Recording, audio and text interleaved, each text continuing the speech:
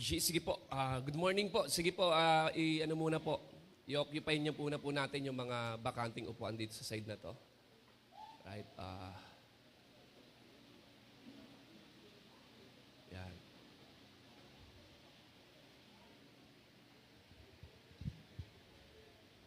Magandang umaga po. Maganda po ba ang umaga nyo? Okay. Pakibati naman ang iyong katabi ng magandang umaga. It's a great day, blessed people. I would like to greet also yung mga kasama po natin sa online, sa mga nasa ibang bansa. May mga kasama po tayo every Friday sa Bible study po natin. Hindi ko na po sila kayang isa-isahin pa, pero gusto ko silang batiin ng magandang umaga mula po dito sa on-site at yung mga nakakasama po natin sa iba't ibang lugar dito po sa Pilipinas. No? I'm so blessed kasi po ang Lord patuloy niyang binibless ang ministeryong ito. No, salamat po sa Panginoon, sa mga lingkod niya na ginagamit, sa mga sumusuporta. Pwede ba natin palakpakan si Lord, no? Sa kahit anong paraan, nagagawa natin suportahan ang gawain ng Panginoon. Nakaka-bless lang kasi yung iba, minsan hindi sila makapunta doon sa misyon, pero yung suporta nila sa panalangin, sa pinansyal, marami pong salamat. At last Saturday nga, no, kahapon, ang mga young people natin ay sumuyod na naman sa isang street dito po sa Malanday, sa Libo. At ang dami po nilang mga naabot na buhay ng mga tao. Marami pong nakakilala sa Panginoon. At nagpapasalamat po ako sa Lord kasi po ang church natin ay nag-function according sa kanyang purpose. No? Kung bakit tayo nag-exist kasi meron tayong mission. Tama po ba doon? Si Lord ay merong mission. At dahil si Lord ang Panginoon ng simbahang ito, kung ano yung mission ng Panginoon, yun din ang mission po natin. Amin po ba doon? Kung ano po yung agenda ng langit, yun din po yung agenda po natin. Gusto ko lang i-share sa inyo kung bakit ba meron church. No? Ano ba ang church? No? What the church is really all about. Because for some people, no, meron silang yung ibang pagkakaintindi nila. No? Yung yung mindset nila, when it comes sa what church is all about, okay? For some, ang tingin nila, ang church is it's like parang bang sabihin na natin, it's a boring place. Tama ba? Minsan man naisip na nakaka-boring dyan sa place na yan. Kaya maraming mga tao, kapag pumunta sila sa simbahan, para bang pakiramdam nila, it's just a waste of time eh. Tama? Parang nagsasayang lang ako ng oras, hindi naman ako nag-enjoy dyan. Kaya minsan or sabihin na natin madalas ay kinakatamaran po natin, no, ang magsimba. Amen po ba doon? No? Ang iba naman pumupunta sa church pero wala doon yung excitement eh.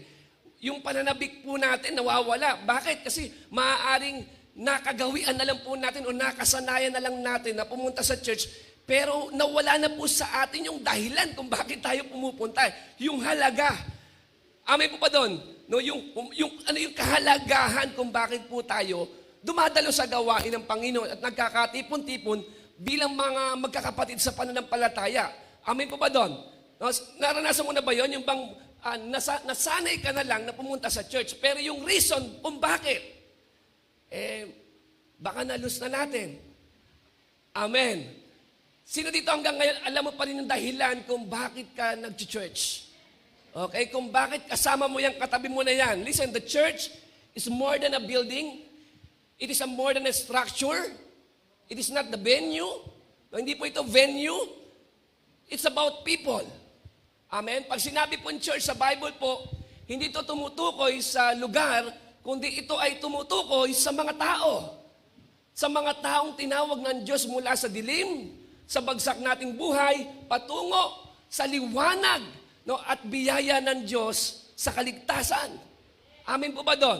Sino po dito tinawag ng Lord mula sa madilim na buhay, mula sa kapahamakan, sa bagsak na kalagayan, at ngayon nandito ka sa presensya ng Panginoon, iniligtas at patuloy na binabago ng kanyang salita at ng kanyang presensya. Amen po ba doon? Parang wala pong tao po rito. No? And as a church, I want you to know now we have a purpose. No, the reason why do we exist? No, alam niyo po ba ang dahilan kung bakit may church o tayo, nag-exist tayo? No? Alam niyo po, pag tiningnan mo, yung pinakamahalagang utos, sinamarize na ni Lord. Amen? Alam niyo ba yon? Yung love the Lord your God and love your neighbor. No, tayo po bilang mga anak ng Diyos, yun din ang ating pong purpose. Dahilan kung bakit tayo nagsasama-sama. Kaya na nag-worship tayo. Kasi, bakit? Yan yung paghahandog natin para sa Panginoon. Because we love the Lord. Amen po ba ito? With all our hearts. Amen. And meron tayong life group na tinatawag kasi we love people. Yung fellowship. So, yung reason kung bakit po tayo nandito, nag-exist, is to love God and to love people. Hindi mo yung pwedeng paghiwalayin. Amen. Kaya nga sa Bible sabi, yung nagsasabing mahal niya ang Diyos at hindi niya mahal ang kanyang kapwa, ay nasa kadiliman pa. Are you with me? Kasi sabi ng Diyos, ang sino man nagmamahal sa Kanya, ay kailangan nagmamahal din sa bawat isa. Tama? Are you with me? Tingnan mo yung katabi mo. Sabihin mo sa kanya, I love you with the love of the Lord. Amen? At gusto ko pong talakayan po natin, i-discuss po natin ngayong umaga, ay yung pag-ibig ng Diyos at ang pag-ibig ng simbahan. So our topic for today is entitled, Loving God, the Loving God, and the Loving Church. Okay, the Loving Church. Now, this morning we're going to talk about three parables, no, that Jesus shared in Luke chapter 15. Now, from these stories, no, we would know the heart of God for the lost. Makikita po natin yan sa Luke chapter 15. Tinatawag nga po ito na trilogy of parables. Okay? Kasi bakit? Tatlong istorya na yung kahulugan ay isa lang eh. Iisa lang yung katotohanan na tinutukoy po dito ni Jesus, no? Kadalasan po kasi naririnig lang natin sa Luke chapter 15 ay yung the parable of the lost son, yung the prodigal son. Amen po ba doon? No, which is one of my all-time favorite, no, when we talk about the parables of Jesus. Because we believe na dito sa parable na to ng prodigal son, ay nakaka-relate tayo. At some point ng buhay natin, ay naging prodigal tayo, naging tulad tayo ng alibugang anak. Amen po ba doon? Nanalayo sa Panginoon. Nasira ang buhay. Amen. No? Pero dito, tatlong istorya po talaga, no, ang nakalagay sa Luke chapter 15. At kung tawagin nga po ito, the God's lost and found department, or lost and found department. Okay? Kasi ang istorya ng Luke chapter 15, isa lang. May nawala at natagpuan. Okay? Nawala at natagpuan. The parable of the lost sheep, the parable of the lost coin, and the parable of the lost son. Yan po ang mababasa mo sa Luke chapter 15. Are we getting this? Nakukuha po natin?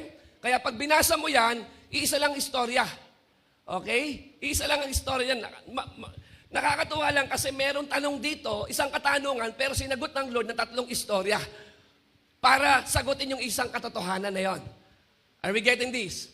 Now, gusto ko basahin po natin in Luke chapter 15, beginning in verse 1. Ito po yung context para maging malinaw po sa atin. Sabi diyan, many tax collectors and sinners came to listen to Jesus.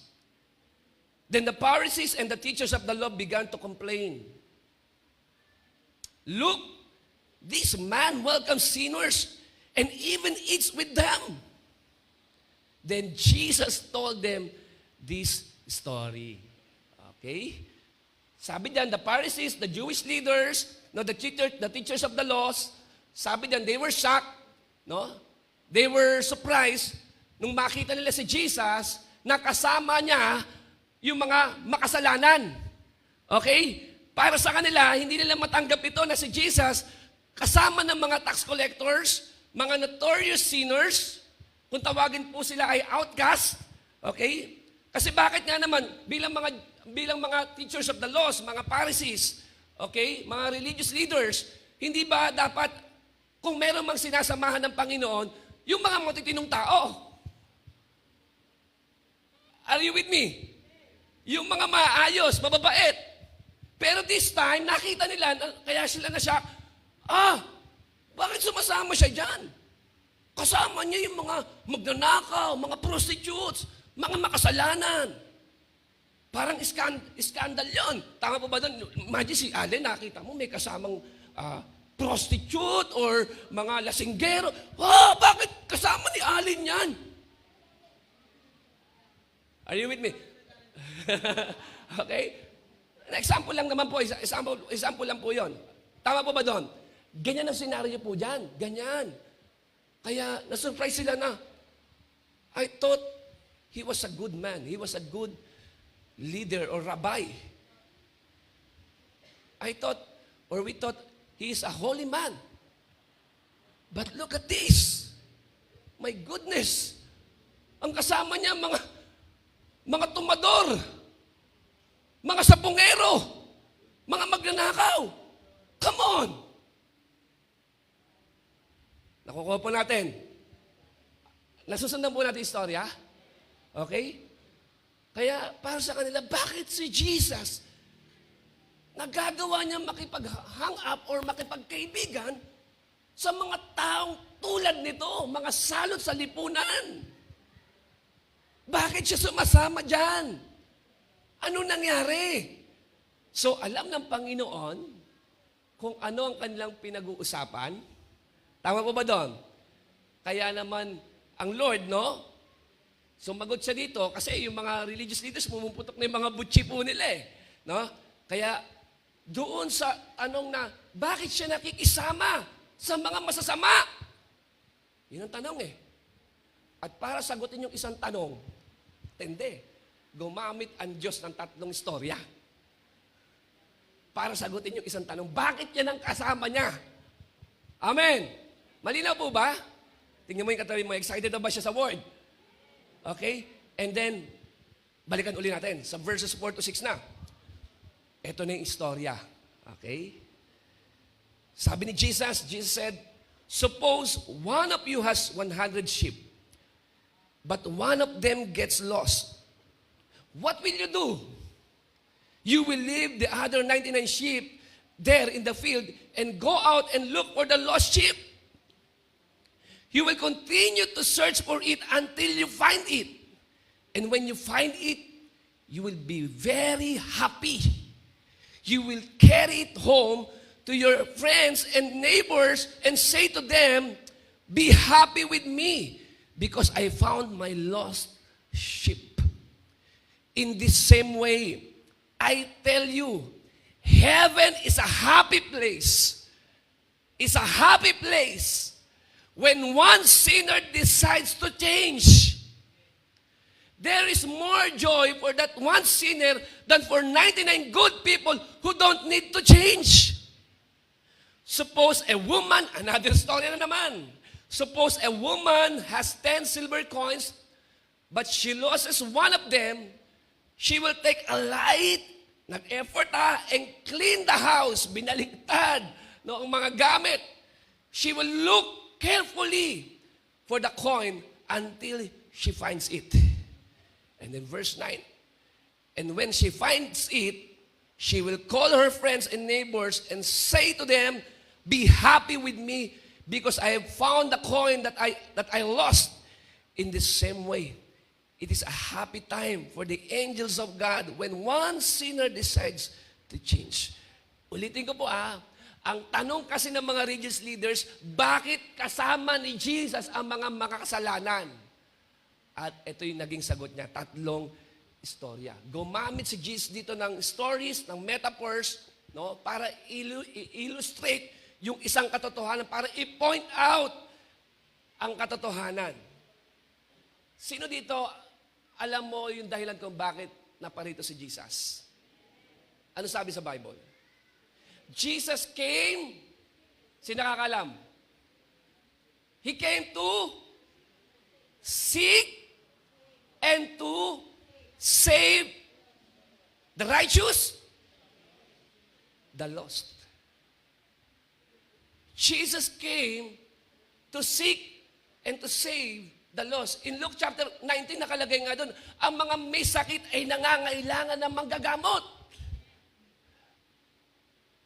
At ang mga tao ay may mga sakit.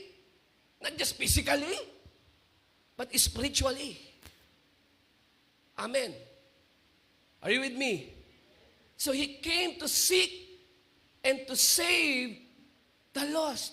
Why? Because the lost matter to God. Kahit gaano kakasalanan yung taong ngayon, kahit gaano kakasama yung taong na yan, mahalaga pa rin sa Diyos ang buhay niya. May halaga sa Diyos.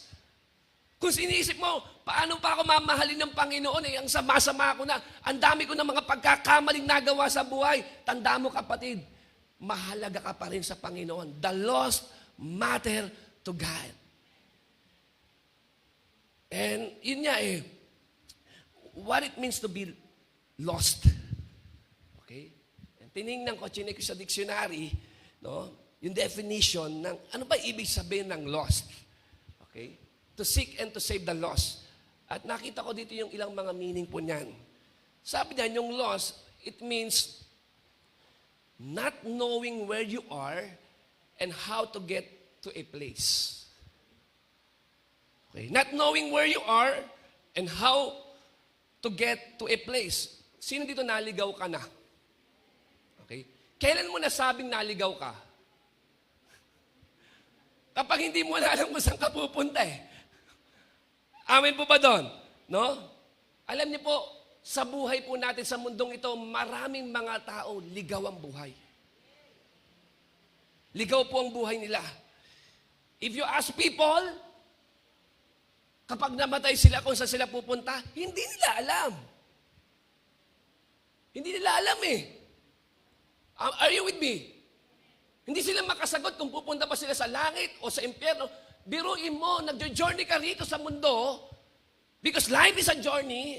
Ang problem, hindi mo alam kung saan tutungo yung buhay na yan. Kaya maraming mga tao hindi komportable pag-usapan ng kamatayan. Ay, wag niyo munang usapan niya. Bakit? Nako. Gumaganong-ganon pa. Bakit? Sa isang kadahilanan.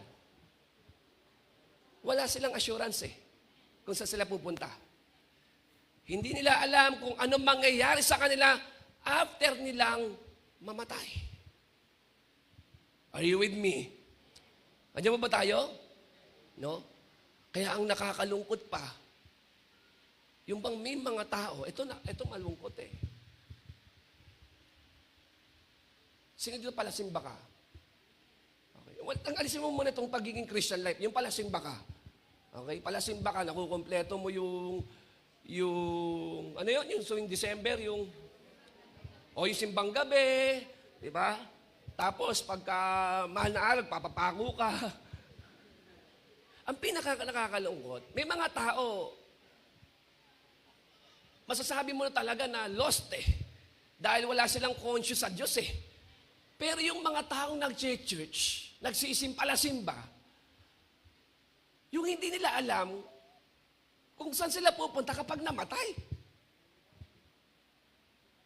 Tanungin mo ngayon katabi mo, baka yan simba ng simba, hindi rin alam kung saan pupunta. Hindi.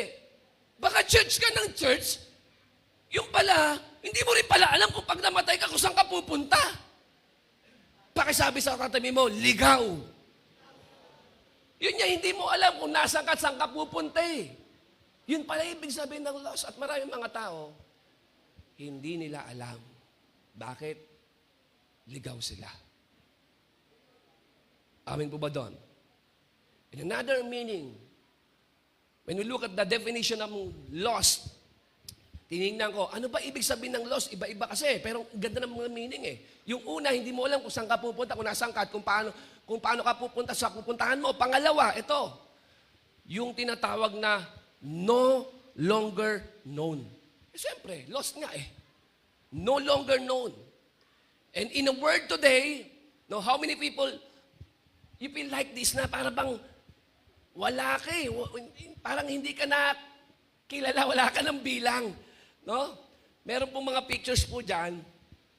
Ito yung mga lost tunnels, yung mga abandoned na tinatawag. Andiyan mo ba? Nag-e-exist sila, pero hindi na sila pinapansin Wala na, kasi nga naging gubat na. Pero nag-e-exist sila. Amin pa ba doon? Meron din tawag na the lost city.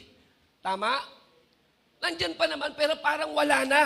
Yun po kasi ibig sabihin po niyan Yung bang nobody knows about it, no? It's basically lost.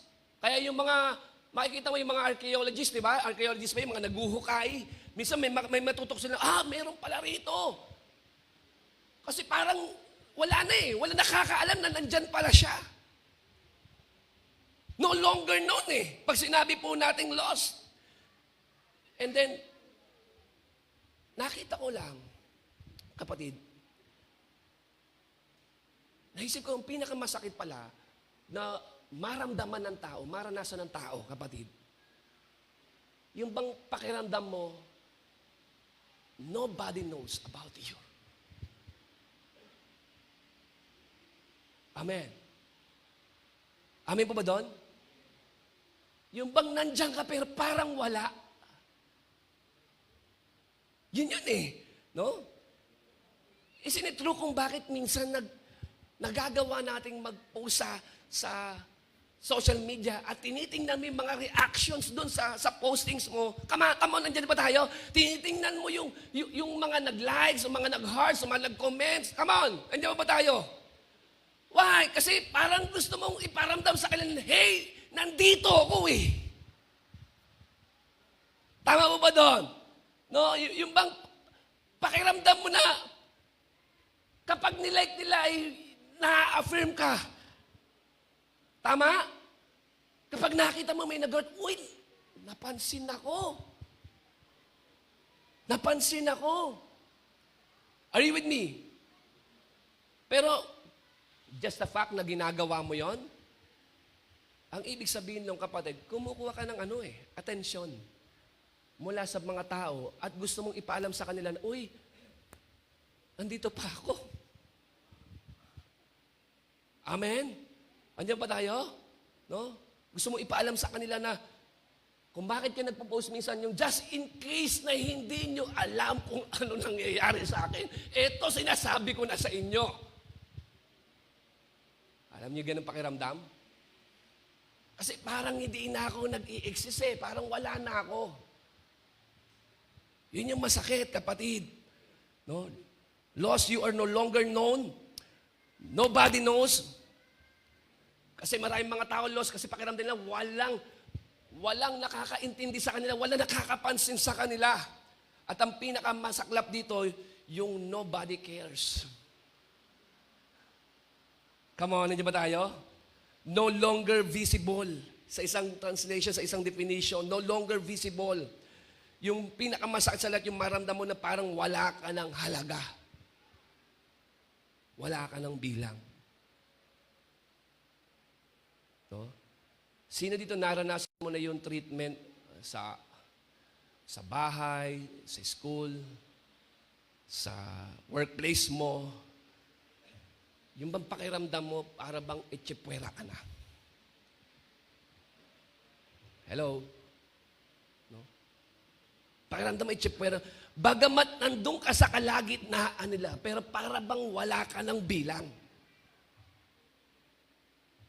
Andiyan ba tayo? No? Parang wala ka ng halaga eh. Nobody cares about you. Pakiramdam mo, ini-ignore ka, na-overlook ka lang, hindi ka na-appreciate, hindi ka nila iniintindi. And let me tell you this, ito yung mundo na ginagalawan natin. Ito po yun, kapatid. We live in a lost world with lost people. With lost people. May tatlo kasing klase from the word wala. Tatlo yung mabubuo mo dyan sa wala eh. At yung una yung nawala. Okay? Ibig sabihin, nawala. Hindi natagpuan kasi nawala. Galing sa salitang wala.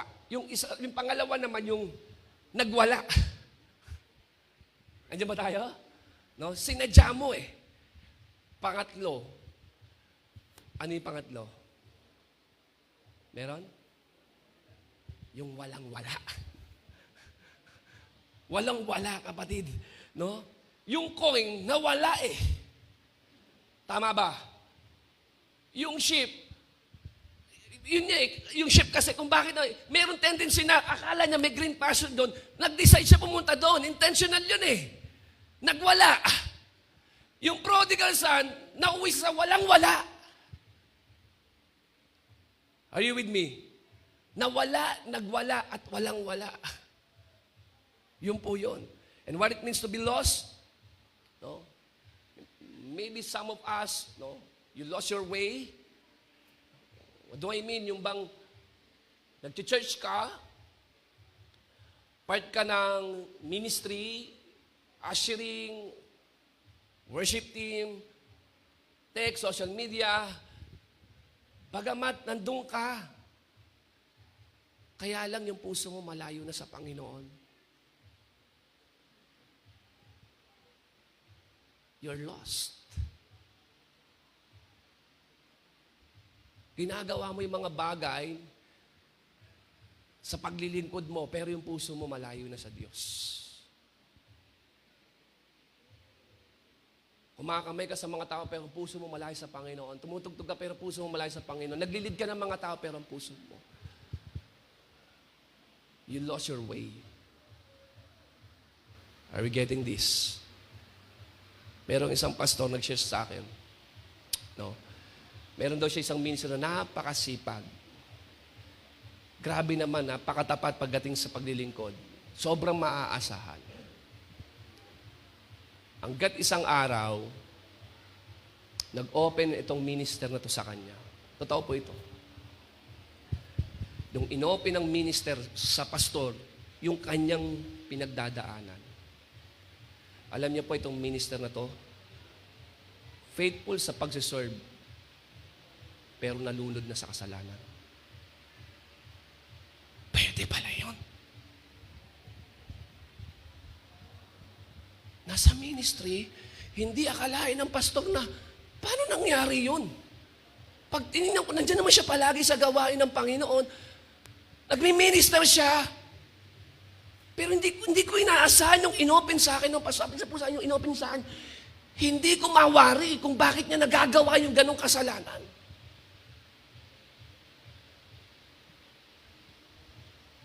Yun niya eh. Minsan akala mo, dahil nag-serve ka, pwede na ma-offset yung pagmamahal mo sa Panginoon. Akala mo yun yung equivalent ng pagmamahal mo. No! Iba yung intimacy sa ministry. Tama? Yes, pwede bang? Pwede. Gumaganap ka sa paglilingkod mo, pero behind the scene, sobrang lalim mo na. Babad na babad ka na sa kasalanan. Why? Bakit? Church ka ng church, pero ang puso mo malayo na sa Diyos. You are lost. You are lost. Are you with me? But we need to understand, church, the lost matter to God. You are matter to Him. If you are lost, you are matter to Him. The Bible tells us in Ezekiel chapter 34, verse 11 to 12. This is a powerful word from the Lord. And it says here, the Lord God says, I myself will be their shepherd. I will search for my sheep and take care of them. If a shepherd is with his sheep, when they begin to wander away, ano gagawin daw ng shepherd? He will go searching for them.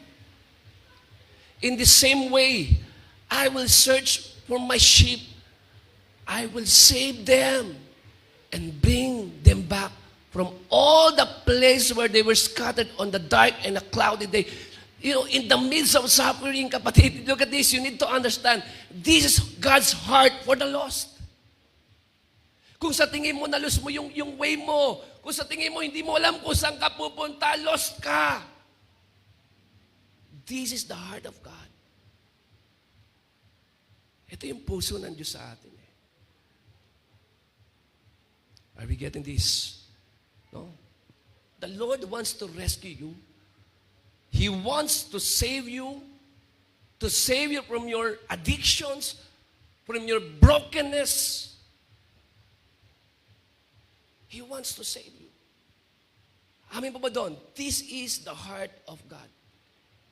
and seeking and finding. Look at this, seeking was the main concern of our Lord Jesus Christ and the church, of course. Mamaya, titingnan po natin ito.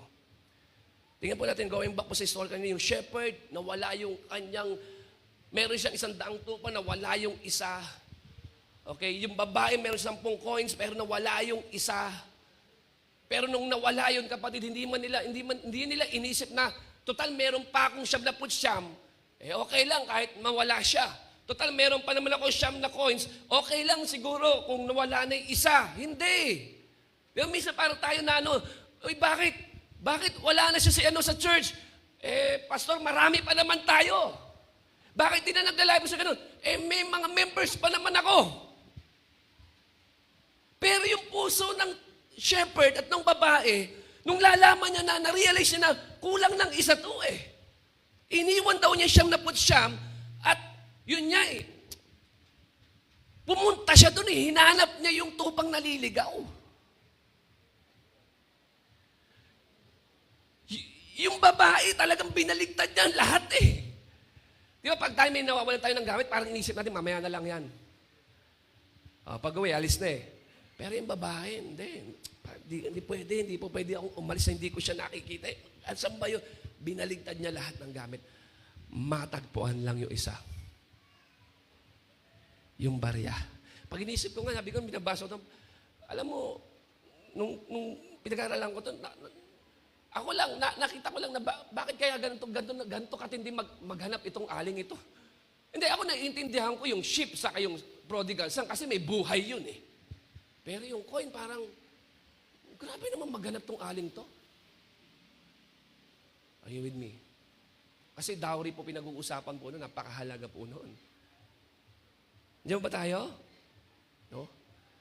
At yung shepherd, yung woman, yun ang naging concern nila Yung hanapin yung nawawala.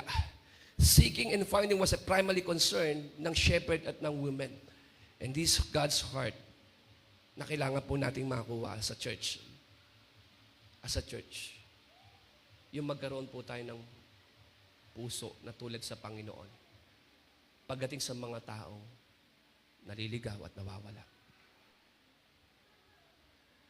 Maybe some of you hindi ka interesado sa message kasi in-expect mo, wala bang blessing dyan, breakthrough dyan, pastor?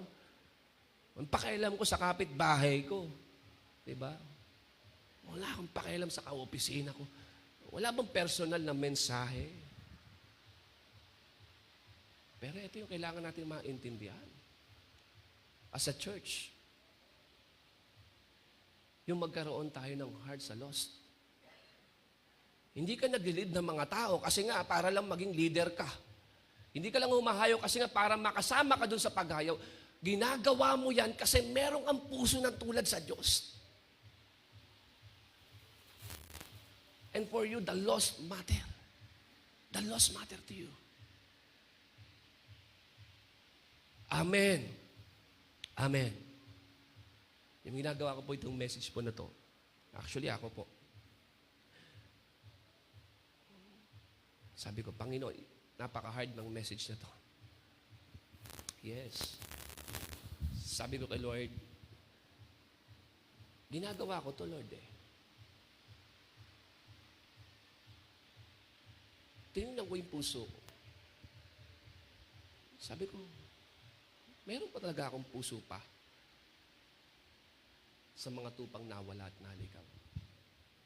Kasi kahit pastor, hindi immune, hindi exempted dito At yung puso para sa mga nawala, hindi lang din niya sa mga pastor at mga leaders. Sabi ko, Lord, nandun pa ba yung puso ko para sa mga nawala?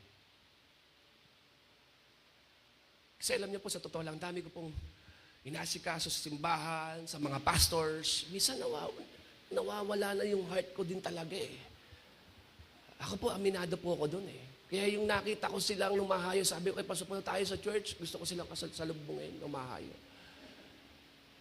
Sabi ko, ayusin yung schedule ko, pumunta ulit ako sa Bayugo, gusto kong mamit ulit yung mga tao na nandun.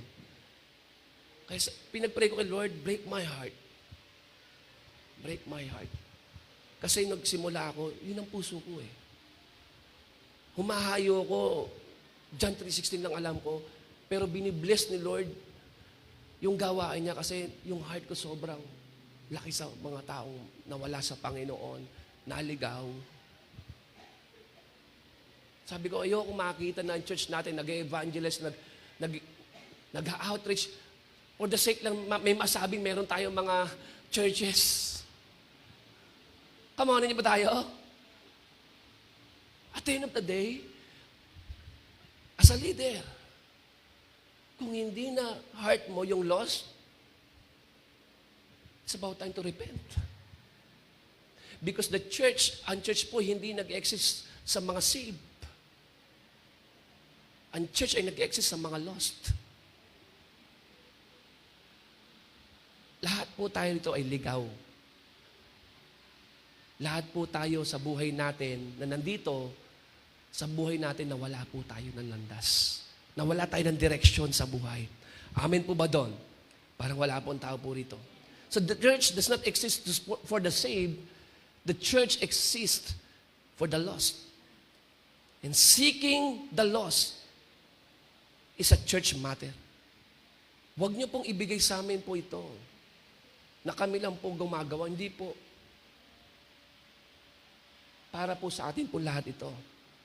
Amen po ba doon? No, this is the reason na, yes, andyan ka, may dahilan eh. Alam ko, ako po naniniwala po ako na may mga tao sa buhay natin na inilagay ang Diyos para abutin natin.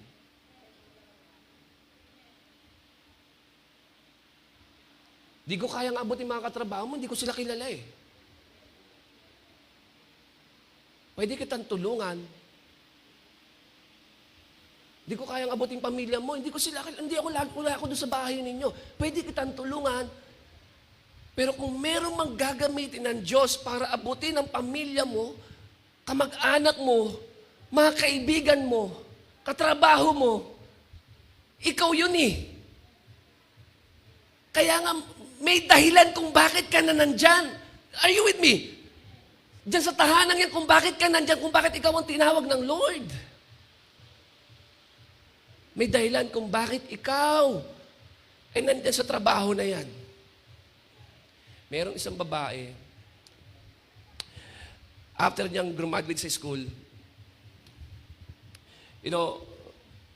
may plano siya na mag-work.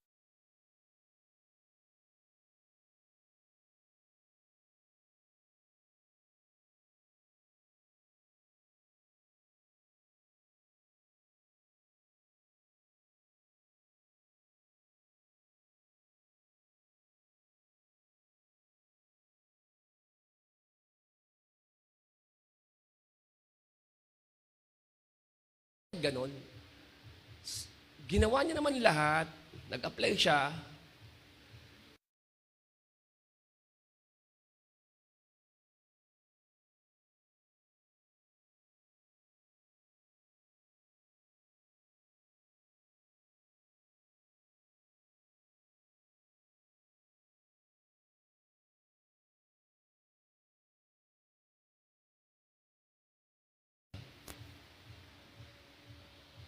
Nung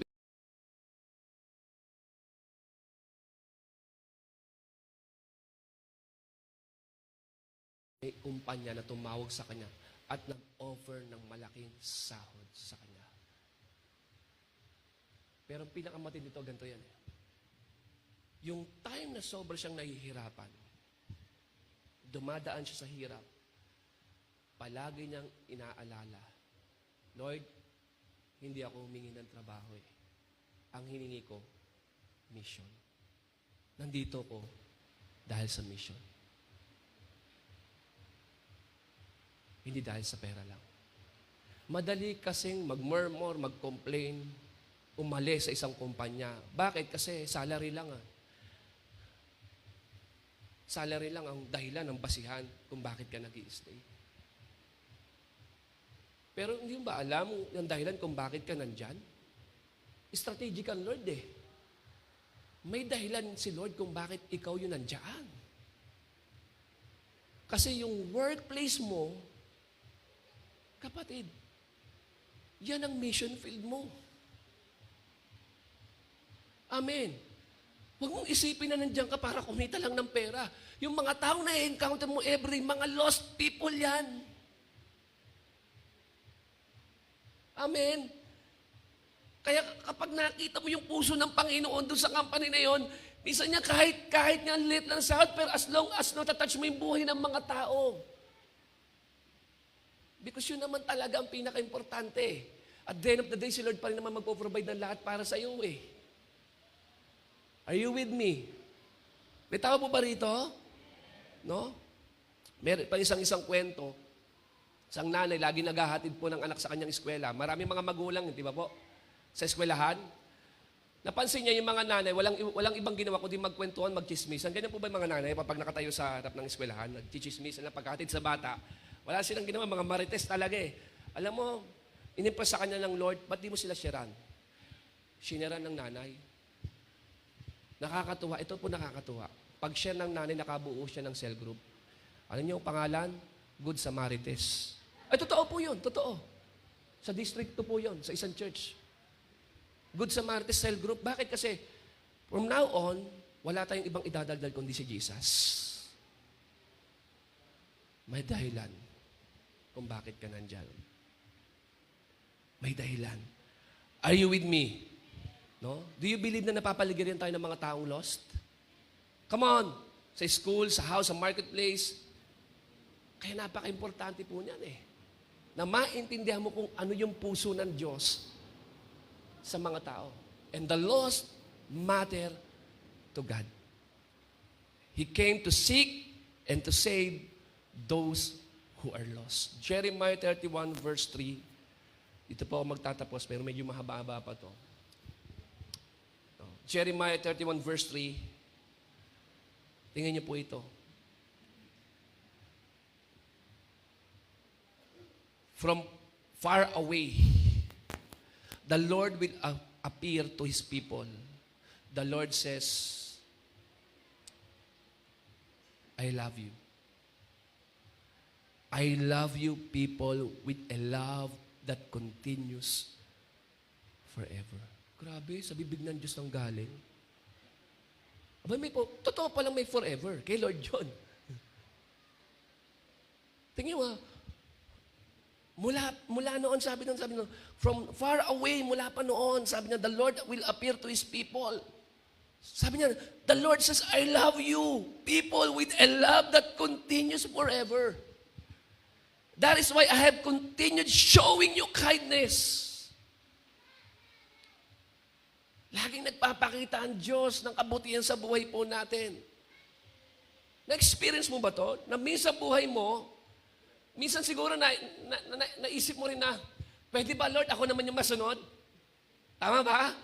And then ginawa mo yung gusto mo, nagkagulo-gulo buhay mo, pero kahit pinilit mo, sinubukan mong tumakbo sa Panginoon, lagi ka pa rin nahuhuli ng pag-ibig ng Diyos eh. Lagi ka pa rin inaabutan ng Panginoon. At lagi mo pa rin nararanasan yung pag-ibig ng Diyos sa buhay mo. Amen? His love will hunt you down. God is in pursuit of us. Hindi titigil ang Diyos na mahalin ka. Totoo yun. Kung iniisip mo, Lord, nag-church ako pero layo ng puso ko eh. Pero sabi niya yung pag-ibig sa iyo, anak, magpapatuloy. May forever. Hindi mo masumpungan sa tao pero masusumpungan mo sa Panginoon. Na kahit minsan, intentionally, lumayo ka sa Kanya, patuloy kang hinahabol ng kabutihan, ng biyaya at habag ng Diyos. Napakabuti ng Lord sa atin. That's the reason kung bakit, sabi ng mga bakit niya na mga kasama niya.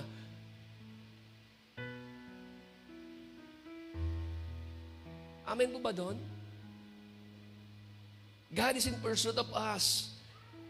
In Isaiah chapter 14 and verse 15 to 16 nakalagay rito. I like this verse. Ang sabi din, can a mother forget the baby at her breast and have no compassion on the child she has born? though she may forget, I will not forget you. See, I have engraved you on the palms of my hands. Your words are ever before me. Grabe to. Sabi ng Lord, malilimutan ba ng ina ang kanyang anak? Kaya meron niyang isang kantang Tagalog, hindi ko alam kung Sinoli Zuniga yung si Basil Valdez na yung hindi kita kaya lang kinakanta sa patay eh. Pero yung song na yun, alam niyo ba kung saan galing? Ito yun. Kaya may nakalagay doon, malilimutan ba ng ina ang anak na galing sa kanya? Dito niya kinuha yun eh. Can a mother forget the baby at her breast and have no compassion on the child she has born? Ito po yun, it's a beautiful song. Hindi kita malilimutan. Hindi. Amen. Amen. No, hindi ka malilimutan ng Diyos. This is the heart of God. No? Yun niya eh. One of the greatest love in the world is the love of a mother for her child. Yes. No? Alam niyo po ako po, I love my kids, of course. Maraming best, maraming oras kasama ko mga anak ko. Pag sinabi na, kain tayo ng ganito, kakain kami sa fast food, hanggat kaya kong ibigay, binibigay ko. I love my kids. Mula umaga hanggang gabi, magkakasama kami.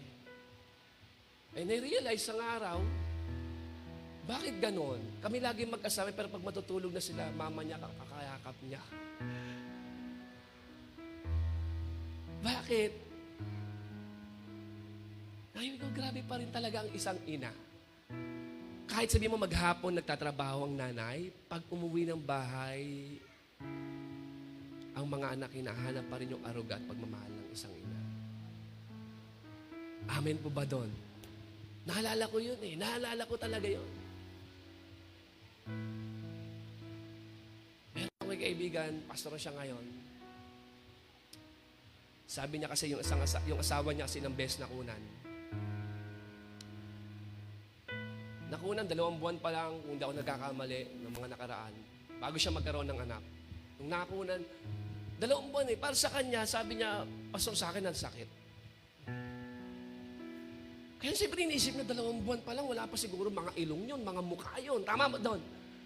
Pero alam niyo, asawa niya, gabi-gabi na lang, araw-araw, umiiyak. Masakit sa lalaki na mawalan ka ng anak. Pero iba yung pagluluksa ng isang ina. Grabe yung, alam niyo, grabe yung attachment ng nanay sa kanyang anak eh. Tama ba? Sabi ko rito, grabe. Pero bakit ito yung word ni Lord sa atin. I will not forget you. And then, ang ginamit niyang illustration para i-describe yung kanyang pag-ibig, hindi, alam naman natin, sabi nga, He. God is He. He. Come on, yung pronoun na ginamit kay God, He. Pero, nung ginamit na ng Diyos para i-illustrate, i-describe yung kanyang pag-ibig, ginamit na rito yung pag-ibig ng nanay. Ibig sabihin, grabe yung attachment ng nanay sa kanyang anak. Kaya sabi dito, can a mother forget the baby at her breast? And even may she forget. Kasi may mga nanay naman na minsan niluwalan pero parang wala naman eh. Do mahal na maraming mga nanay talaga napakabubuti eh. Pero sabi niya, sige na, sabihin na natin may mga nanay hindi ganon. Pero kahit na, ako hindi. Ako hindi. Sabi niya, hindi kita makakalimutan. Kahit ikaw yung sinasabi, Lord, nandito na ako sa madilim na buhay, bagsak na, sirang-sinara na yung buhay ko. May halaga pa ba ako sa iyo? Sabi ng Lord, hindi kita nakakalimutan. Gumagamit ako ng mga pangyayari sa buhay mo ng mga tao para makabalik ka sa kawan ko. Because the loss matter to Him. Amen. I will not forget you. Let me tell you this. Maybe you may be lost, but you will never be forgotten. You may be lost, but you will never be forgotten. Maaaring pakiramdam mo, ligaw ka ngayon. Ang layo ng puso mo sa Panginoon. Pero sinasabi ng Diyos sa umagang ito, hindi kita nakakalimutan. Mahalaga ka sa akin. God loves you so much. He loves you so much. Kaya kapag na-realize mga kapatid, sino ba tayo para iligtas ng Panginoon, para mahalin ng Panginoon? Eh, lahat naman tayo masama eh. Wala namang magsasabi ito na napakabuti. Sa buhay natin, lahat tayo ligaw. Lahat tayo mga nawala ng landas. Nalus natin yung sense of direction ng buhay natin eh. Pero alam mo, si Lord gumamit ng mga tao, ng mga pangyayari, para makabalik ka sa Kanya. Hindi ikaw yung humanap kay Lord. Ang Diyos ang humanap sa iyo. Sinadya niya.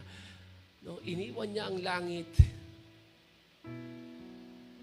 para bumaba sa lupa upang hanapin tayo. Could you imagine kung gaano tayo kahalaga sa Diyos? Hindi tayo nagtitipon dito bilang mga banal na hindi nagkakasala. Binanal lang tayo ng Diyos. Pero sa ating mga gawa, walang banal sa atin. Walang mabuti sa atin. Lahat ng ito, ihabag lang ng Panginoon. Kaya nga kung meron tayong kwento sa buhay, when it comes sa grace ng Lord, yung kanta na once I was lost but now I'm found. What's the story of grace? It's very personal. It's very personal. Ano grace sa'yo? Sa akin, dati akong ligaw. Sira ang buhay ko. Pero dahil sa pag-ibig ng Diyos, kinatagpo niya ako. Binago niya ako. Ilang biyaya sa akin. Pwede ba tayong lahat at tumayo? And we need to understand, church, if the lost matter to Him, as a church,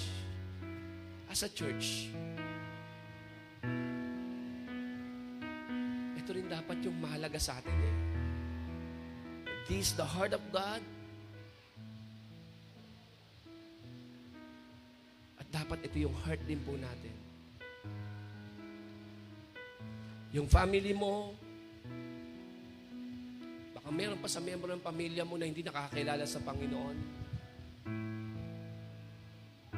Yung tatay ko, kaya lang sama ng ugali. Yung asawa ko, sama-sama ng ugali. Yung anak ko, sama-sama ng ugali. Yung kapitbahay ko. Let me tell you this again. The lost matter to God. Kung sinasabi mo, may pag-asa pa kaya yung kaibigan ko? Ang sama-sama. Si Lord, kasama niya yung mga tao masasama. Bakit? Bawat kaluluwa ay mahalaga sa Diyos. Ano man ang buhay mo ngayon, sira man yung buhay na yun sa tingin mo, mahalaga yan sa Diyos. At hindi ka nakakalimutan ng Panginoon. Ang dahilan kung bakit tayo narito, kinatagpo tayo ng pag-ibig ng Diyos. Ang dahilan kung bakit tayo narito, kasi yun nga eh, merong mga taong nakakilala sa Panginoon, inabot ka rin eh. Naniniwala ako na hindi ka napunta rito dahil lang sa naisip mo, hindi. Merong tao eh, na umabot sa'yo. Yun nga, the loving God and the loving church, ang Diyos ay sobrang mahabagin, maibigin. At dahil ang Diyos ay maibigin, ito dapat yung makita sa simbahan eh. Hindi yung condemnation, hindi yung siraan, hindi ang pinaka-concern natin dito. Chief concern is to seek the lost. Seeking and finding. That's our primary concern. As a church. As a church. Amen. Pwede ba tayo manalangin kay Lord? Na, Lord, baguhin niyo po ang aming puso. Kung nandito lang kami, Panginoon, para kumanta, para makinig, pero wala na yung puso namin, Panginoon, sa mga taong ligaw. Lord, baguhin mo to, basagin mo po kami ngayong umagang ito, Panginoon. Salamat dahil naunawaan namin, Lord, na kami yun kami yung kasama mo doon makasalanan. Sira ang buhay.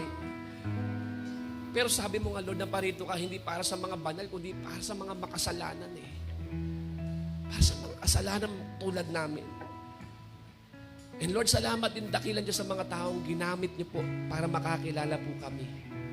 Kapatid, kung meron taong umabot sa iyo, nagtiyaga sa iyo, nanalangin sa iyo, sumundo sa iyo, umunawa sa iyo, kapatid. Today, sabi ng Lord, yan din yung iparanas mo, yung pag-ibig ko. Kasi mga tao, hoping sila na sana si Lord hindi na lang umakyat sa langit. Sana si Lord nandito na lang. Para yung pagmamahal ng Lord nararanasan natin. No, sabi ng Lord, hindi. Mas lalo kong dumami. Sa buhay ninyo, ginagamit ko yung kamay ninyo, yung mata ninyo, yung puso ninyo. Na parang ako na umaabot sa mga tao. Na kapag nakikita nila kayo, nakikita nila yung pag-ibig ko. Nakikita nila yung habag ko, nararanasan nila yung pagmamahal ko. Kapatid, yan yung puso na dapat meron tayo sa church. Kaya ngayong umaga, sabi mo sa Panginoon, Lord, break my heart. Kung nandito na lang, napaka-complacent ko na lang, Lord, mag-ministry, mag-serve. And guess what, Lord, wala na yung heart ko sa mga taong mahalaga sa iyo. Turuan mo kaming umabot, magmahal, umunawa, magtiyaga. Tulad ng ginawa mo sa amin at ng mga taong ginamit mo para sa amin. Lord, salamat po sa mensahe mo. Salamat sa pag-ibig mo na sinabi mo, Lord, kahit minsan hindi mo kami nakalimutan. Maaring naligaw kami, pero Lord, kahit nandun kami sa madilim naming buhay, Lord, nandun kami, naaalala mo kami. Sa umagang ito, Panginoon, pag-alabi mo ang aming puso sa mga tao sa paligid namin, na magkaroon kami ng puso na katulad mo, na kung ano yung mahalaga sa iyo, mahalaga din sa amin, Panginoon. Kung ano yung agenda mo, Lord, yun din ang agenda namin, Panginoon, as a church. Hindi para lang nandito, Lord, magbatian, kundi, Lord, maaaring sa loob ng tahanan, may mga lost. Maaaring, Lord God, sa workplace, may mga lost. Maaaring sa loob ng simbahan, may mga lost. Turuan niyo po kami, Panginoon, na umabot ng mga tao at magmahalan tulad mo. Maraming pong salamat, Holy Spirit. Thank you for your word. Thank you, Jesus. We love you. We bless your name. This is our prayer.